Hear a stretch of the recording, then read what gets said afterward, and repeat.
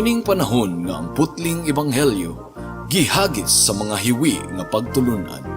Kinahanglan mo barug ang mga tinun-an ni Kristo sa pagpakigbisog sa paglaban sa pagtuo, nga magkausa ug alang sa tanang panahong gihatag sa Dios ngadto sa iyang katawan. Maoy hinungdan nga namugna kining tulumanon ang putling ebanghelyo. 30 minutos nga pagsabwag sa tinuod nga ebanghelyo. Kauban ni Pastor Jeremias Hangad, ang putling ebanghelyo. Tulumanon nga gihatod kaninyo sa Herald of Grace Radio Ministries Philippines. Ang putling ebanghelyo.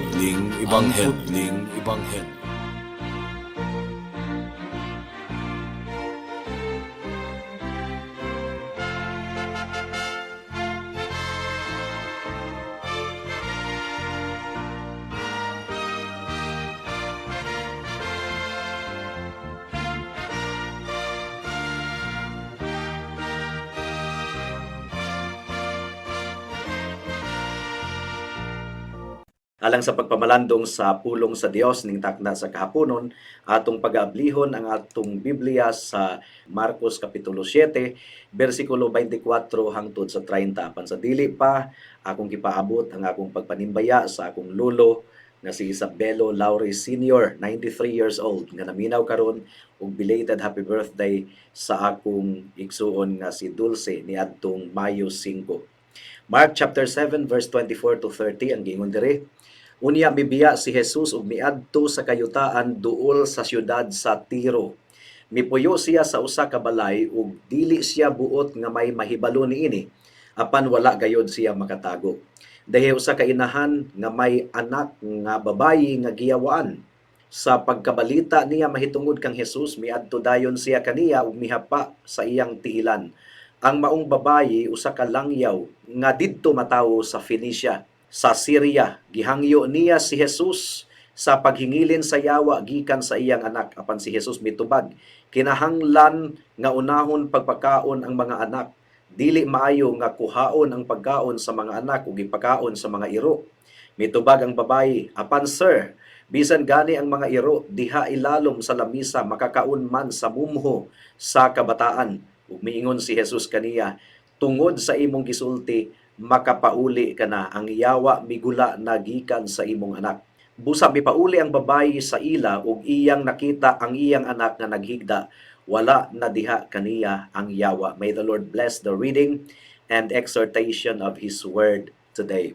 Sa atong pagsugod sa kapitulo 7, mga kaigsuunan, atong nasaksihan nga ang mga Pariseyo ug mga iskriba miduol kang Jesus ug naglaom nga matrap nila ang atong Ginoong Hesukristo ug madiscredit nila ang pagtulunan ni Jesus. Gumikan kay ilang nabantayan or namatikdan nga ang mga sulugoon or mga tinun-an ni Jesus wala nagasunod sa tradisyon sa mga katigulangan mahitungod sa ceremonial cleansing. Adisir sila mikaon sa ilang mga pagkaon ug ila kadtong gipadako, ila kadtong gihimo nga isyu ug gigamit ni Jesus ang ilang pag-atake aron ikondenar ang ilang taphaw ug panggawas lamang nga relihiyon. Dili ang misulod sa atong lawas sama sa pagkaon ang makapahugaw sa tawo, kundili ang kahugaw sa iyang kasing-kasing. Ang migawas sa baba, gumikan kay ang migawas sa baba, gikan kana sa kasing-kasing nga mahugaw. Ang tinuod nga relasyon sa atong buhi nga Dios naga-demand og bag-ong kasing-kasing. Ang atong relasyon sa atong buhi nga Dios is a matter of the heart, mga kaigsunan. Dili kini matter of outward ceremonies and rituals. Now, human gitudlo ni Jesus kining mga butanga, girecord ni Marcos nga miadto si Jesus sa rehiyon sa Tiro, diin misulod siya sa usa ka balay for the purpose nga makapahulay or mag-inusara. Ang giingon sa Mark chapter 7 verse 24 to 25, unya mibiya si Jesus ug miadto sa kayutaan duol sa syudad sa Tiro. Mipuyo siya sa usa ka balay ug dili siya buot nga may mahibalo niini, apan wala gayud siya makatago. Siyempre, nanginahanglan po ng kapahulayan ang atong buhi nga Dios. Dihay usa ka inahan nga may anak nga babayi nga giyawaan. Sa pagkabalita niya mahitungod kang Jesus, miadto dayon siya kaniya ug mihapa sa iyang tiilan.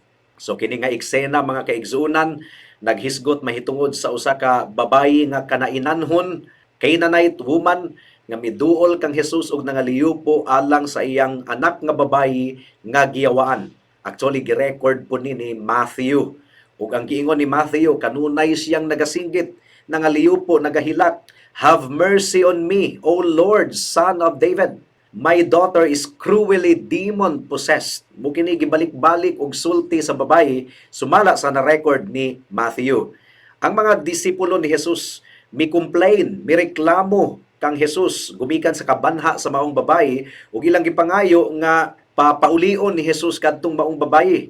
Ang giingon sa Matthew chapter 15 verse 23, apan wala motubag si Jesus, miduol ang iyang mga tinunan kaniya ug miingon, papahawaa siya kay nagsunod-sunod siya kanato og saba kaayo. So, gisabaan ang mga disipulo ni Hesukristo sa Canaanite woman. Murag wa gyud sila pagpakabana, no? Now at first, gibaliwala ni Jesus katong maong babayi at first. Pero wala mapugni ang babayi. Ang giingon sa Matthew 15:25, apan miduol ang babayi ug miluhod sa atubangan ni Jesus. Ginoo, tabangi intawon ko, miingon siya. And then gibalibaran siya ni Jesus kunuhay sa pagsulti nga gipadala lamang si Jesus aron magministeryo sa mga Hudiyo. Pero nagpadayon gihapon ang babayi. Matthew chapter 15 verse 24. Unya mitubag si Jesus, gipadala ako ngadto lamang sa nawalang mga karnero sa nasod sa Israel. And then gidiscourage pagayod ni Jesus kadtong maong babayi. Pinaagi sa pag-ingon nga dili kuno maayo nga ang pagkaon ihatag ngadto sa mga iro. Implying nga ang babayi iro kay hintil man katong babayhana, dili man siya Hudiyo. Pero nagpadayon gihapon ang babayi, wala siya ma-discourage bisan pa og murag gibalibaran siya sa atong Ginoong Hesukristo. Ang giingon sa verse 27, apan si Jesus mitubag, kinahanglan nga unahon pagpakaon ang anak, dili maayo nga kuhaon ang pagkaon sa mga anak ug ipakaon sa mga iro. Now, ang Canaanite woman, bisan pa gibalibaran kunuhay siya ni Jesus, gigamit niya katong maong panag-ingnan o sumbingay para sa optimism. Positibo ang iyang pagtanaw. Gumikan kay miingon tong babae nga bisan man gani ang mga iro makakaon sa mumho nga mga tagak gikan sa lamesa sa tag-iya sa balay. So sa pagadungog ni Jesus sa reasoning or pangatarungan ni adtong babayhana, gituman ni Jesus ang gihangyo ni adtong babayhana. Gumikan kay nagpakita siya og dako kayong pagtuo ug pagsalig sa atong buhi nga Dios. Now in so many ways, kini nga panghitabo mga kaigsunan lisod kayo nga sabton. Ngano ba nga mura og harsh man ang pagtratar ni Jesus ni adtong babayi ug iya pagyon gitawag katong maong babayi ingon nga iro. Nganong gidilatar man, nganong gilangan man ni Jesus ang gihangyo ni adtong maong babayi nga nagpakiluoy man unta katong babayi kaniya, nagpaubos mga kaigsunan ug nangayo sa iyang tabang. Sa tinuod lang mga kahigalaan, gituyo kadto ni Jesus gumikan kay aduna siya gitudlo kanato mahitungod sa kinaiyahan sa tinuod nga pagtuo. Ang tinuod nga pagtuo nagapadayon dili ma-discouraged. Gituyo usab kadto sa Ginoo aron i-rebuke ang mga Hudiyo. Ilabi na ang mga disipulo ni Kristo nga mga mapahitas-on usab, gatuo sila nga mga Hudiyo sila, gipaboran sila. And yet sa daghan kaayong mga sugilanon sa ebanghelyo, mas ang mga hintil pagani ang nagpakita og tinuod nga pagtuo ug pagsalig. Nahinumduman ninyo katong sumbingay sa Samarianhon. Ang bida ni adto Samaritan, ang mga Hudiyo nga mapahitas-on, mao hinuon ang misalikway ni atong tawhana. So Jesus Christ intended the delay or the apparent refusal by design aron ipakita kanato kung unsa ang tinuod nga pagtuo ug aron i-rebuke ang pagkamapahitas-on sa mga disipulo ni Jesus. Gumikan kay aduna paghihapon sila Jewish prejudice. Ilaganing gipapahawa ang babayi kay sabaan kuno kayo sa natanan. So, this account is recorded by both Mark and Matthew. Munang magtabok-tabok kita karon sa atong pagpamalandong, sumala sa nahasulat ni Marcos ug ni Matthew, mga kaigsunan. Ug adunay duha ka bahin ang atong pagtuon ning takna sa kahaponon. Una, ang kinaiyahan sa tinuod nga pagtuo. Ikaduha, ang pagsulay sa tinuod nga pagtuo. The testing of genuine faith. Gumikan kay ang tinuod nga pagtuo makasinati gayud og mga pagsulay. Magampo una kita. O labing gamhanan nga Dios, salamat sa higayon nga imong gihatag kanamo nga makapamalandong ug kalipay namo kini nga madunggan namo ang imong pulong o Dios. Hinaot nga magbunga kini sa matag usa kanamo. In Jesus name we pray. Amen. The characteristics of genuine faith, ang kinaiyahan sa tinuod nga pagtuo. Unsa man ang tinuod nga pagtuo mga kaigsunan? Well, ang tinuod nga pagtuo nagalangkob og tinuod nga pagsabot og tinuod nga kahibalo. Usbon ko, ang tinuod nga pagtuo nagalangkob sa tinuod nga pagsabot ug tinuod nga kahibalo. Ang babayi nga Canaanite or Kanaananhon, isura ipag-pronounce mga kaigsunan. The Canaanite woman, aduna siya kahibalo kung kinsa gayod si Jesus. Ug nasayod siya nga si Jesus ragyod ang makatabang kaniya. Mao nga bisan pa og gibalibaran kunuhay siya ni Jesus, nagpadayon gihapon siya. Paminawan ninyo ang Matthew chapter 15 verse 22. Ang giingon diri, Ginoo anak ni David, kaluy-i intawon ako. Ang akong anak nga babayi giyawaan og nagantos pag-ayo. So you see, aduna siya kahibalo nga si Jesus anak ni David. Kining son of David mga kaigsunan, Messianic kini, mo kini gilauman sa mga Israelite nga ang anak ni David ang Mesiyas moabot. So the woman had understanding, she had knowledge nga si Kristo anak ni David.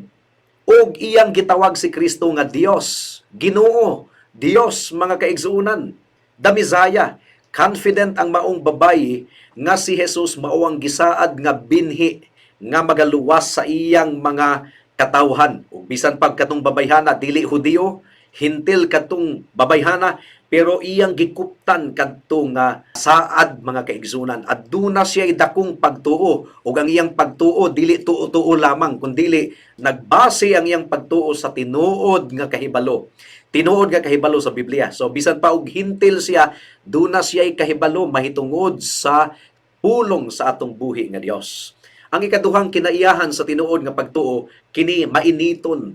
Genuine faith is a fervent faith. Dili bugnaw, kundi mainiton, hugot kaayong nagasalig. Ang giingon sa verse 25 sa Mark chapter 7 nga atong teksto, dihay usa ka inahan nga may anak nga babayi nga giyawaan. Sa pagkabalita niya mahitungod kang Hesus, miadto dayon siya kaniya og mihapa sa iyang tiilan. Og ang verse 26 nagsulti kanato, she kept asking him.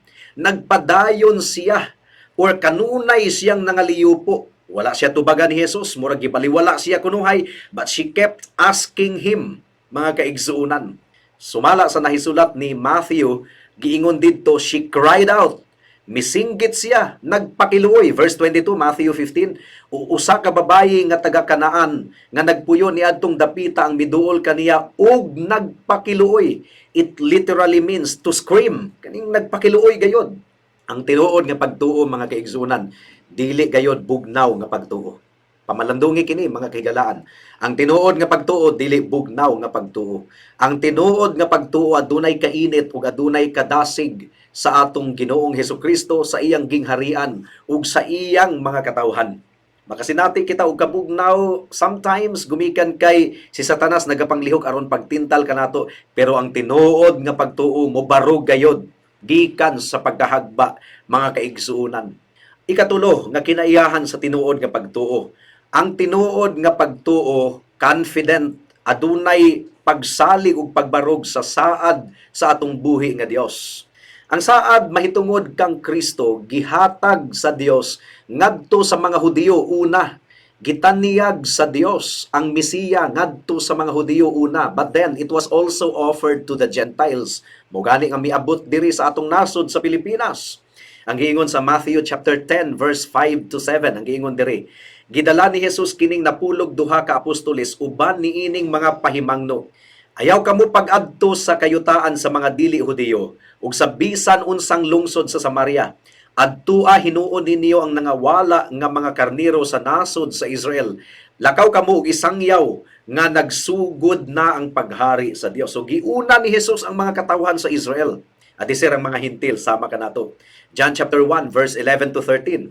Mianhi siya sa iyang kaugalingong katawhan apan wala sila mudawat kaniya. Subo kayo mga kaigsuunan. Apan ni kadtong midawat ug misalig kaniya gihatagan niya sa katungod nga mahimong mga anak sa Dios.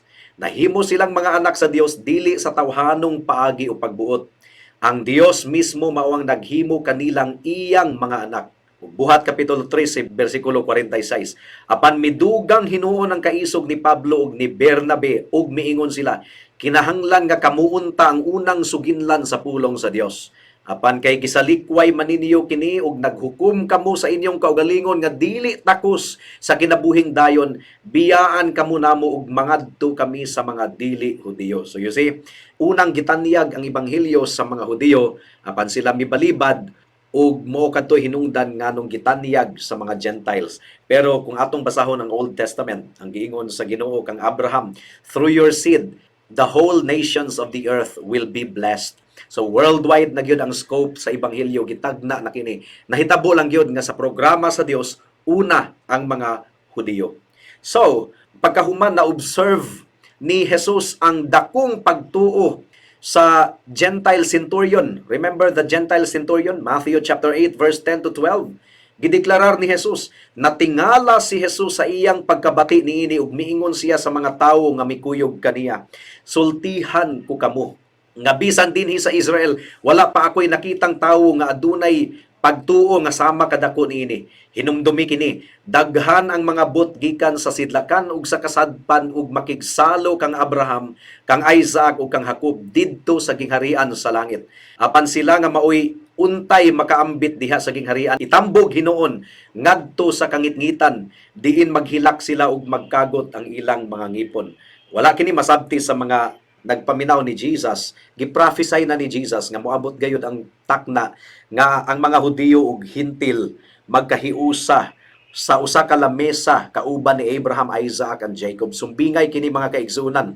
So the gospel will really be offered to the Gentiles eventually. And we do not know, in the case of the Canaanite woman nga nagpakiluoy kang Jesus sa atong sugilanon, sa atong teksto ning takna sa kahaponon, we do not know kung unsa kalapad o kadako ang iyang kahibalo mahitungod sa Mesayas, pero nangatarungan siya. Pasabot lang yun nga ang iyang kahibalo hugot gayud gaayo nga nagsalig nga si Kristo lamang ang makatabang kaniya. Mark chapter 7 verse 27, once again, kinahanglan nga unahon pagpakaon ang mga anak, dili maayo nga kuhaon ang pagkaon sa mga anak ug ipakaon sa mga iro. So even after the phase of being humbled, kay bugat ang pulong nga migawas sa baba sa atong Ginoong Hesukristo, mikupot gihapon katong maong babayhana sa saad sa Dios ug dili gayud siya magpabalibad, gumikan kay nagsalig siya kang Kristo. Mao nga nangatarungan siya sa verse 28, mitubag ang babayi, apan sir, bisan gani ang mga iro diha ilalom sa lamesa, makakaon man sa mumho sa kabataan. So bisan ang mga iro dili balibaran. Dili siya Hudiyo, katong maong babayhana, Hintil siya. Pero nasayod siya nga aduna gihapoy grasya alang kaniya, bisan pa og mumho nga grasya. Ang tinuod nga pagtuo sa kapagtuo nga mapainobsanon mga kaigsunan. Mapainobsanon. Wala na insulto katong maong babayi nga gitawag siya og iro sa atong Ginoong Hesukristo. Ang iyang tubag, yes Lord, pero bisan pa ang mga iro makakaon gihapon sa mumho nga matagak gikan sa lamesa. So satisfied ang maong babayi nga mukaon sa mumho as long as ang mumho gikan mismo sa atong Ginoong Hesukristo. Kontento siya nga anaa sa tiilan sa ubang mga katawhan under that table. Ang tinuod nga pagtuo dili garbuso. Mao kini ang usak sa dako kaayong problema sa mga makasasalang katawhan, mga garbuso. Mainsulto kung i-question ang ilang pagtuo. Now, ang tinuod usab nga pagtuo bisan pa sa mga discouragements nagapadayon gayud, persistent faith. Kung atong itandi ang pagsugilo ni Matthew ug ni Marcos, atong mahibaw-an nga 3 times gibalibaran kadtong maong babayhana. Pero nagpadayon gihapon siya. Dili gayon siya magpabalibad tungod kay nasayod siya nga wa nay laing Mesiyas, wala nay laing makatabang kaniya. Ang tinuod nga pagtuo, dili gayud mahiluna hangtod nga iyang maangkon ang grasya gikan sa atong buhi nga Dios nga si Hesukristo. Mao nga iya gayud nga gikuptan ang atong buhi nga Dios with all her energy. Mao kadto ang unang punto mga kahigalaan. Ikaduhang punto, ang tinuod nga pagtuo makasinati og mga pagsulay, the testing of genuine faith. Ang tinuod nga pagtuo nagapadayon ug bisan pa sa tiliwala sa mga discouragement ug pagsulay, magpadayon ra gayud gihapon. Ang mini nga pagtuo dili na kalahutay mga kaigsuonan. Ma-discourage dayon na, mutalikod dayon na kung makasinati og mga difficulties, mga kalisod. Matthew chapter 13 verse 20 to 21 ang giingon dire.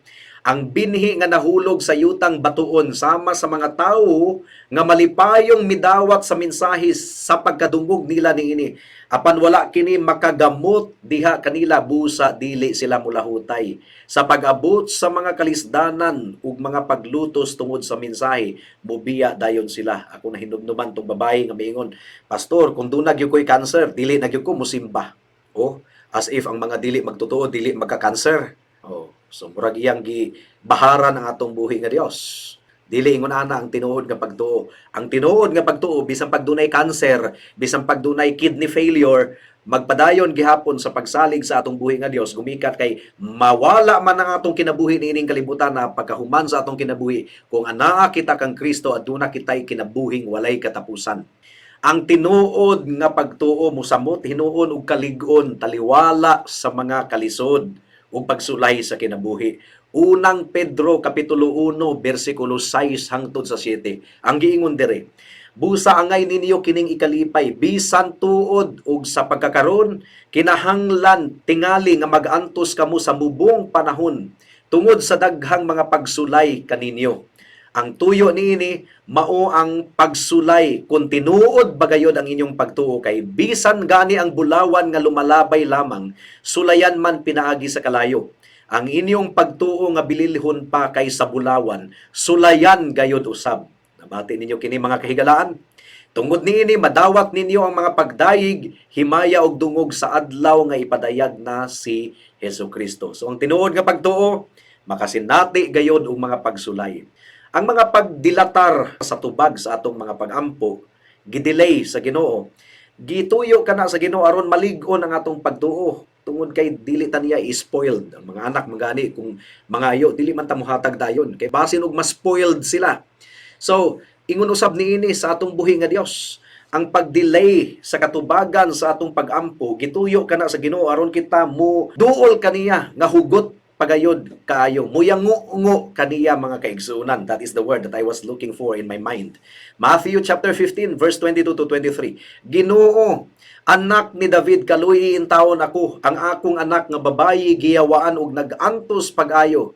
Apan wala motubag si Jesus, sumurag gilangan ni Jesus ang katubagan, pero nagpadayon gihapon kadtong maong babayhana. Si Abraham manggani og si Sarah, pila ka tuig ang ilang pagpaabot, adisir gihatagan sila og anak. Pero adunay saad ang Ginoo kang Abraham ug kang Sarah, adunay saad, pero murag nalangan ang katumanan. Pero perfect timing kadto sa Ginoo. Ang giingon sa Roma 4:11, kay gituli siya human, siya mutuo sa Dios, ug ang iyang pagkatinuli maoy timaan nga tungod sa iyang pagtuo, ang Dios miisip kaniya nga matarong bisag wala pa niya tulia. Busa si Abraham mao ang espirituhanong amahan sa tanang mutuo sa Dios, ug gihimo silang matarong sa Dios bisan dili sila tinuli. So bisan pag uncircumcised pa si Abraham, but he believed in the promise, and that was why he was justified in the sight of God. Ug nagpaabot si Abraham og dugay adisir gihatag sa Ginoo si Isaac kanila. Hebrews chapter 11 verses 17 to 18. Tungod sa pagtuo nakahimo si Abraham sa paghalad sa iyang anak nga si Isaac sa dihang gisulayan siya sa Dios. Aduna gayoy pagsulay ang tinuod nga pagtuo mga kahigalaan.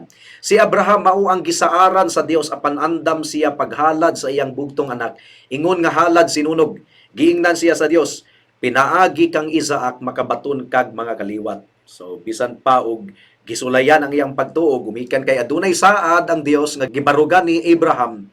Nagpadayon gihapon siya sa pagsalig sa Dios. Og di ba mura og nalangan man ang pag-abot ni Jesus sa panimalay ni Jairus. Sumala sa atong gipamalandungan niadtong miaging mga bulan. Ang giingon sa Mark chapter 5 verse 35 to 36, samtang nagsulti si Jesus niini may mga sinugo nga miabot gikan sa balay ni Jairo ug miingon kaniya, patay na ang imong anak, nganong imo pa mang samukon ang magtutudlo. Wala tagda ni Jesus ang ilang gisulti kaniya, giingnan hinuon niya si Jairo, ayaw kahadlok, salig lamang. So, di ba, sa kaso ni Lazarus, gilubong na si Lazarus og 4 ka adlaw.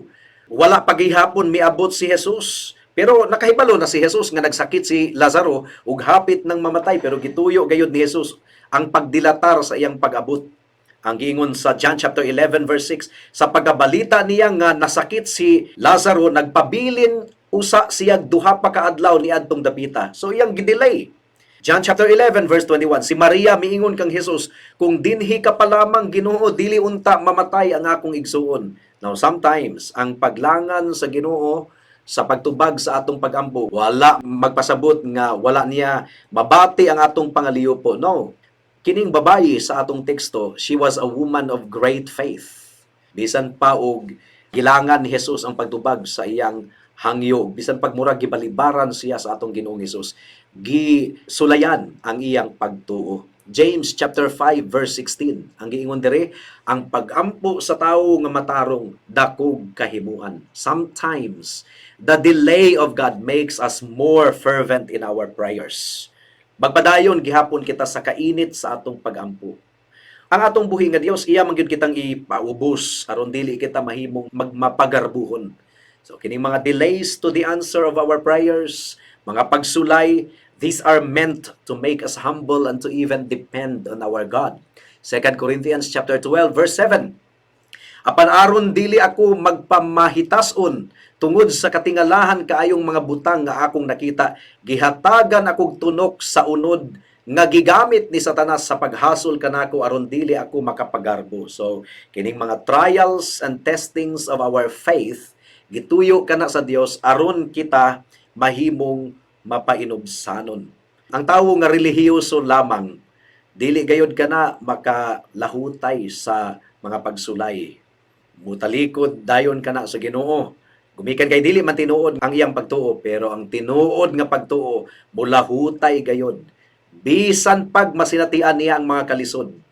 1 Timothy chapter 6 verse 6 to 8. Hinuon ang relihiyon makapadato gayud pag-ayo sa tawo kung siya kontento lamang sa anaa kaniya. Unsa bay atong dala sa pagkatawo nato dinhi sa kalibutan? Wala. Ug unsa may atong madala ini kamatay nato? Wala usab. Busa angay kitang makontento kung makakaon ug makabisti. So ang tinuod nga relihiyon, kontento bisan pa og unsa ang iyang kahimtang. Ang tinuod nga pagtuo, kontento gumikan kay nagsalig lamang siya sa Ginoo sa matag adlaw. So, girecord ni Matthew sa Matthew 15:28 nga gidayeg ni Jesus ang pagtuo ni ining babayhana. Ang giingon dire, ug si Jesus mitubag kaniya, babayi, pagkadako sa imong pagsalig. Matuman ang imong gihangyo, ug niadto gayod dayong gutlua, naayo ang iyang anak. Ang pagtuo nga nagdangat sa kaluwasan, usa ka pagtuo nga hugot gayud kaayo nga nagasalig sa atong Ginoong Hesus. Bisan pa og jutay lamang kini nga pagtuo as long as si Jesus ang gituuhan o gisaligan. Kini nga pagtuo dili gayud mo pakyas. Makasasala ikaw higala. Dili ikaw makaluwas sa imong kaugalingon. Unsa man ang imong gituuhan o gisaligan alang sa imong kaluwasan, ang imong good works, ang imong pagabuutan, bisan pagdako kayo ang imong pagtuo, pero kung ang imong gituuhan sipyat, gasalig ka sa imong pagkabuutan aron ka maluwas, sipyat nga pagtuo. Ang atong pagkabuutan hugawng panaptong dinug-an lamang atubangan sa Dios. Ug ang requirement sa Ginoo 100% obedience. So bisan pag dili ka tantong dautan, pero makasasala gihapon ikaw, dili ikaw makaluwas sa imong kaugalingon. Salig kang Kristo. Si Kristo ang nakatuman sa balaod 100% alang kanato, ug si Kristo ang naghalad sa iyang dugo 100% aron matabunan ang atong mga sala. Now bisan pa og jutay ra kana nga pagtuo, pero kung si Kristo ra gayud ang imong gituuhan, that is already counted in the sight of God. Saligi ang atong buhi nga Dios. Saligi mga kahigalaan. Katong babayhana gidayeg sa Ginoo bisan pa og kulang ang iyang kahibalo. She was a Gentile. She was not exposed constantly to the preaching of the word of God nga na-enjoy sa mga Hudyo. But she had a great faith despite her limited knowledge. Now, hinsamot na kita mga kaigsunan, ilabi na sa nagpaminaw kanato taod-taod na dinhi sa kahanginan. You already have ample knowledge. How is your faith right now? Pangayua sa Ginoo nga hatagan ikaw og tinuod nga pagtuo higala. Tungod kay ang giingon sa Epeso kapitulo 2 bersikulo 8 ug 9. Kay tungod sa grasya pinaagi sa pagtuo naluwas kamo. Dili kini gikan sa inyong kaugalingon, kundi gasa kini sa Dios. Dili kini gikan sa inyong kaugalingon aron walay makapasigarbo. Believe in Jesus Christ, my dear friend, and you will be saved. You will be saved even right now. Pag hinulsol sa imong sala og dangup kang Kristo, dili kaniya balibaran sama sa iyang pagtubag sa gihangyo sa Canaanite woman sa atong sugilanon. Magampo kita.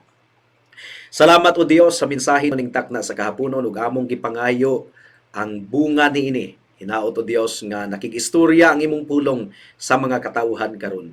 In Jesus name we pray. Amen.